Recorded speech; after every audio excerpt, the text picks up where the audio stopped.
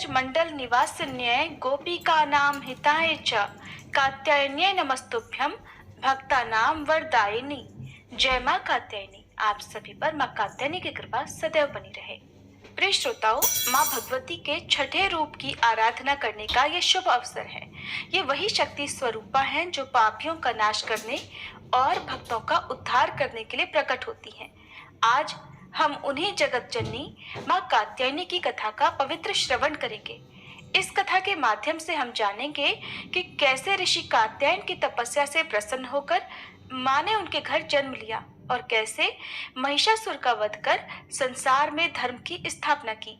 आइए भक्ति भाव से आज की पवित्र कथाओं का श्रवण करें। माँ कात्यायनी केवल महिषासुर का वध करने के लिए ही अवतरित नहीं हुई थी, बल्कि वे भक्तों की मनोकामनाएं पूर्ण करने वाली दिव्य शक्ति भी हैं। विशेष रूप से ब्रजमंडल में उनकी पूजा अत्यंत प्राचीन है और वे ब्रजमंडल की अधिष्ठात्री देवी भी मानी जाती हैं। श्रीमद् भागवत महापुराण में उल्लेख मिलता है कि जब भगवान श्री कृष्ण गोकुल से वृंदावन आए, तब वहां की गोपियां उनसे अत्यंत प्रेम करने लगी। वे श्री कृष्ण को अपने जीवन साथी के रूप में प्राप्त करना चाहती थी, किंतु ये कैसे संभव हो, इसका उपाय उन्हें नहीं सूझ रहा था। गोपियों ने एक दिन विचार किया कि यदि वे माता कात्यायनी की आराधना करें तो देवी उनकी मनोकामना अवश्य पूर्ण करेंगी। ये विचार आते ही उन्होंने शुक्ल पक्ष की तिथि से ही यह व्रत आरंभ कर दिया। आइए श्रोताओं, पहले इसी कथा को विस्तार पूर्वक सुनते हैं। द्वापर युग में जब भगवान श्री कृष्ण गोकुल में बाल रूप में लीला कर रहे थे, तब गोपियां श्री कृष्ण को अपने पति रूप में प्राप्त करने के लिए माँ कात्यायनी की आराधना करती थीं। ब्रज की गोपियां भगवान श्री कृष्ण की मोहक बाल लीलाओं से अत्यंत प्रभावित थीं। वे श्री कृष्ण को अपना जीवन साथी बनाने की प्रबल इच्छा रखती थीं, लेकिन ये साधारण उपायों से संभव नहीं था।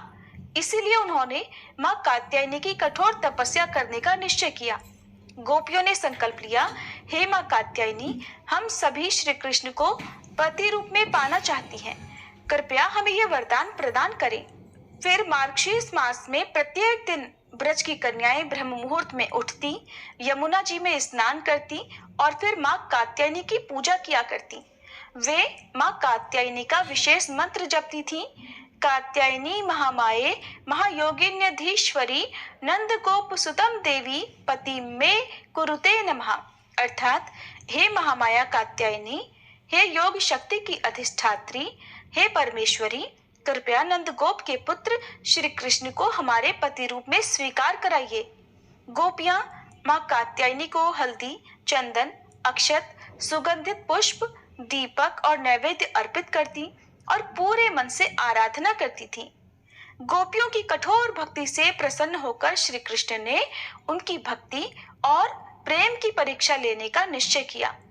एक दिन जब गोपियां यमुना जी में स्नान कर रही थीं, श्री कृष्ण ने उनके वस्त्र चुरा लिए और कदम्ब वृक्ष पर चढ़ गए।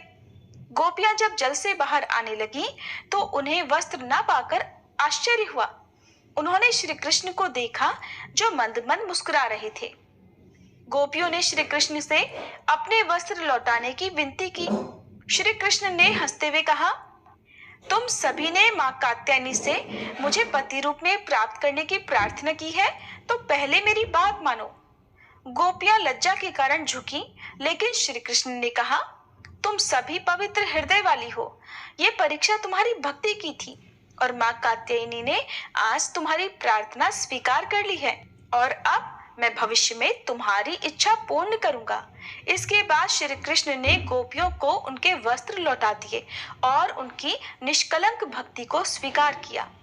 गोपियों की निष्कलुष भक्ति और प्रेम देखकर माँ कात्यायनी अति प्रसन्न हुई और उन्हें सदा श्री कृष्ण की कृपा प्राप्त होने का वरदान दिया। बाद में जब रास लीला हुई, तब श्री कृष्ण ने इन्हीं गोपियों के साथ ब्रह्मानंद स्वरूप रास नृत्य किया, जो भक्ति और प्रेम की परम सिद्धि मानी जाती है। इस प्रकार माँ कात्यायनी एक बात बता, तूने आमिर 11 ज्वाइन किया, रणबीर 11 को क्यों नहीं? वो क्या है ना सर, रणबीर कुछ ज्यादा ही हैंडसम है। उसके सामने मैं थोड़ा फीका पड़ जाता। ओह, पर आपके साथ वो प्रॉब्लम नहीं है। क्या बोला? आपकी टीम में कौन? ड्रीम 11। इस खेल में आदत लगना या आर्थिक जोखिम संभव है, जिम्मेदारी से खेलें। वैवाहिक सुख, प्रेम और भक्ति की अधिष्ठात्री देवी हैं। निष्कलुष प्रेम और समर्पण से की गई पूजा सदा सफल होती है। गोपियों की भक्ति दर्शाती है कि सच्चा प्रेम किसी भी सांसारिक बंधन से परे होता है। श्री कृष्ण ने अपने भक्तों की परीक्षा ली, लेकिन अंततः उन्हें अपने प्रेम से संतृप्त किया और इस कथा का स्मरण कर मां कात्यायनी की उपासना करने से भक्तों को प्रेम, सौभाग्य और भक्ति की प्राप्ति होती है। सृष्टि के आरंभ से ही ऋषि मुनियों ने अपनी कठोर तपस्या से ईश्वर को प्रसन्न किया है और उन्हीं की तपस्या के फलस्वरूप देवी देवताओं के अनेक अवतार हुए हैं।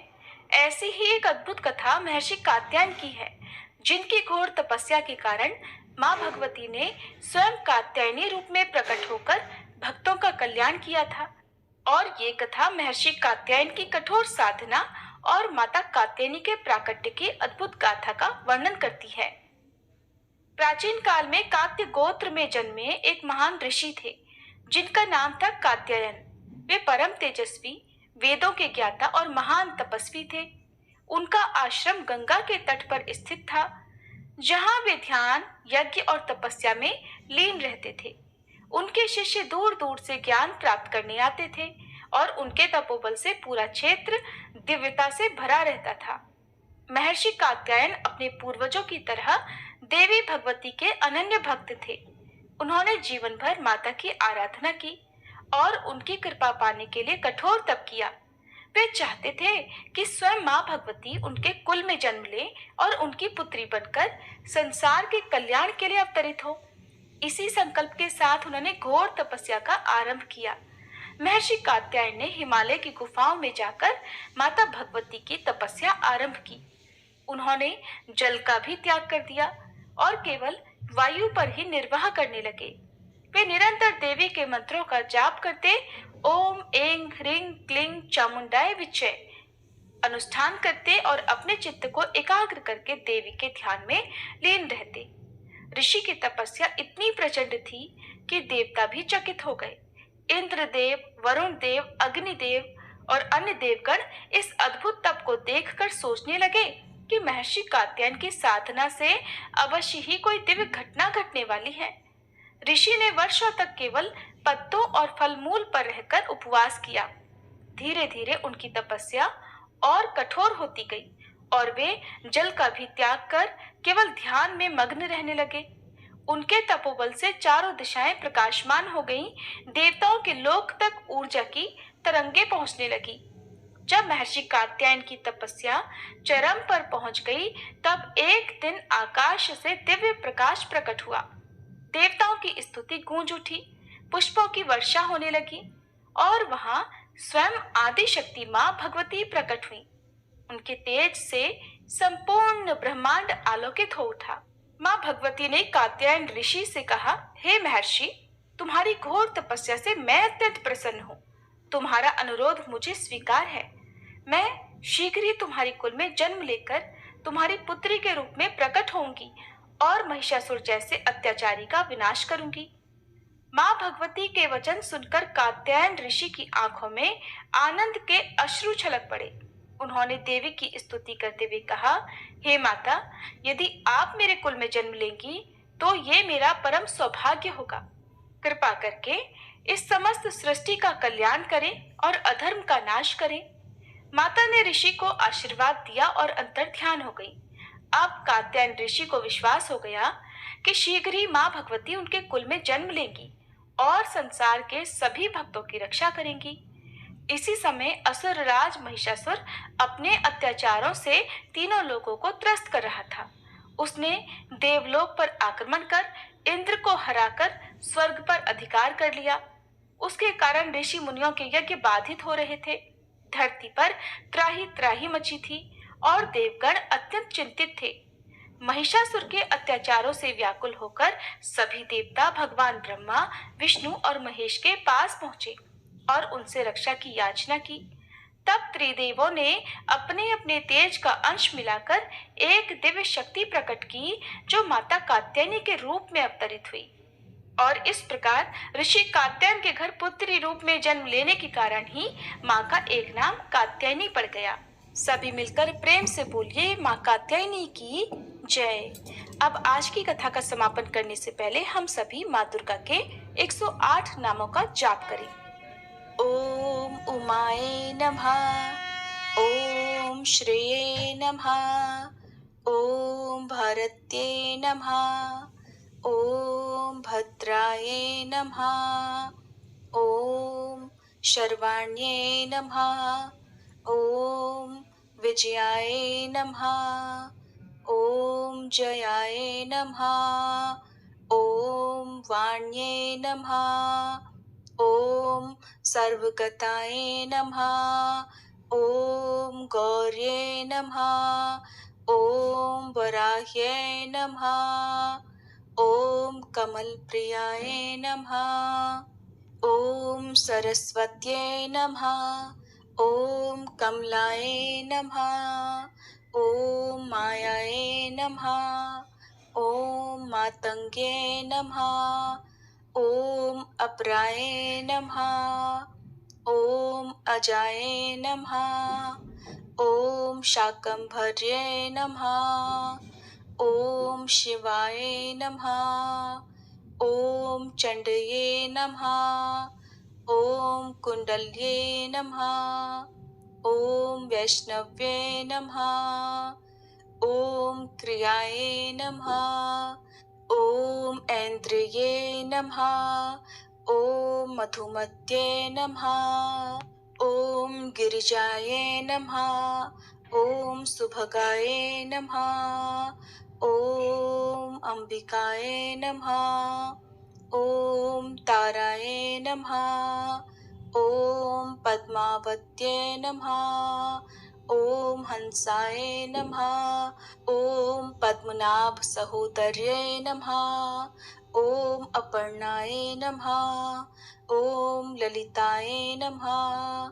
ओम धात्रे नमः, ओम कुमार्ये नमः, ओम शिखवाहिन्ये नमः, ओम शांभव्ये नमः, ओम सुमुख्ये नमः, ओम मैत्रेये नमः, ओम त्रिनेत्राय नमः, ओम विश्वरूपिण्ये नमः, ओम आर्याय नमः, ओम मृणान्ये नमः, ओम हिंकार्ये नमः, ओम क्रोधिन्ये नमः, ओम सुदिनाय नमः, ओम अचलाय नमः, ओम सूक्ष्माय नमः, ओम परात्पराय नमः, ओम शोभाय नमः, ओम सर्ववर्णाय नमः, ओम हरप्रियाय नमः, ओम महालक्ष्म्ये नमः, ओम महासिद्धये नमः, ओम स्वधाये नमः, ओम स्वाहाये नमः, ओम मनोन्मन्ये नमः, ओम त्रिलोकपालिन्ये नमः, ओम उद्भूताय नमः, ओम त्रिसंध्याय नमः, ओम त्रिपुरांतक्ये नमः, ओम त्रिशक्त्ये नमः, ओम त्रिपदाय नमः, ओम दुर्गाय नमः, ओम ब्राह्म्ये नमः, ओम त्रिलोकवासिन्ये नमः, ओम पुष्कराय नमः, ओम अत्रिसुताय नमः, ओम गूढ़ाय नमः, ओम त्रिवर्णाय नमः, ओम त्रिस्वराय नमः, ओम त्रिगुणाय नमः, ओम निर्गुणाय नमः, ओम सत्याय नमः, ओम निर्विकल्पाय नमः, ओम निरंजन्ये नमः, ओम ज्वालिन्ये नमः, ओम मालिन्ये नमः, ओम चर्चाये नमः, ओम कृव्यादोपनिबर्हण्ये नमः, ओम कामाक्ष्ये नमः, ओम कामिन्ये नमः, ओम कांताये नमः, ओम कामदाये नमः, ओम कलहंसिन्ये नमः। ओम सलज्जाये नमः। ओम कुलजाये नमः। ओम प्राज्ञे नमः। ओम प्रभाये नमः। ओम मदन सुंदर्ये नमः। ओम वागीश्वर्ये नमः। ओम विशालाक्ष्ये नमः। ओम सुमंगल्ये नमः। ओम काल्ये नमः।